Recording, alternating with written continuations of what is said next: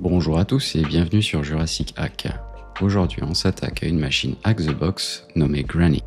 Il s'agit d'une machine Windows relativement facile à résoudre. En effet, celle-ci est très similaire à la machine Grandpa que nous avons résolue précédemment. Dans un nouveau terminal, nous allons commencer par exécuter la commande nmap en ajoutant les paramètres -sv et -sc afin d'activer le scan de version et le scan de script. Similaire à la machine précédente nommée Grandpa, on peut constater que WebDAV est également activé sur le serveur. Nous allons donc assumer que la vulnérabilité concerne encore une fois WebDAV. Nous allons donc ouvrir un nouveau terminal et insérer la commande msf console afin de démarrer le framework Metasploit.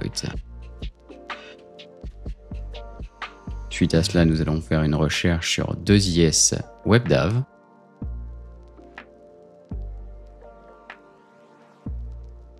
Le résultat montre plusieurs modules d'exploitation. L'exploit précédemment utilisé était le numéro 12. Nous allons cette fois-ci tenter notre chance avec le numéro 11. On va donc faire un use 11.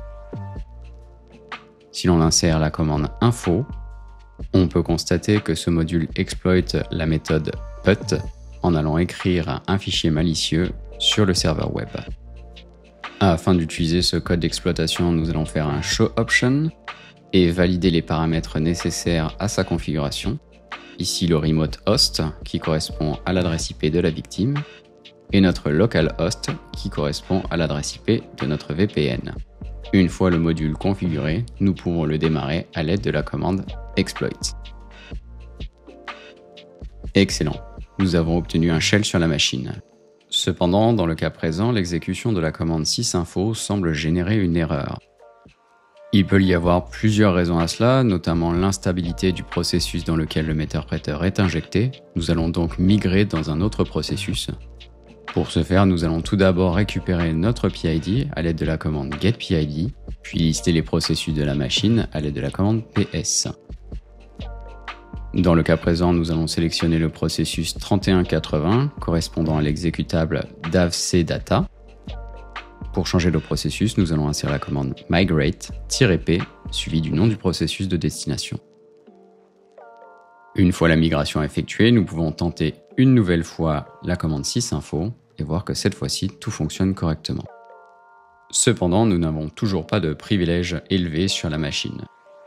Celle-ci étant similaire à la machine Grandpa, nous allons tenter d'utiliser le même code d'exploitation afin d'élever nos privilèges. Pour rappel, il s'agissait de ms14070.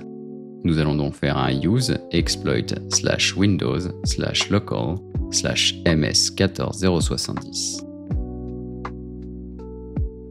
Une fois le module chargé, nous allons valider les options qu'il est nécessaire de configurer, ici notre numéro de session ainsi que notre localhost.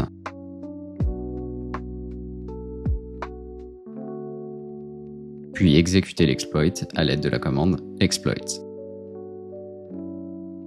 Si tout se déroule correctement, nous devrions obtenir un shell privilégié sur la machine. Il ne reste qu'à identifier les chemins des flags user et route. Ici, nous allons faire usage de la commande search-f suivi du nom du fichier. Une fois les chemins identifiés, nous pouvons lire le contenu de ceux-ci à l'aide de la commande cat.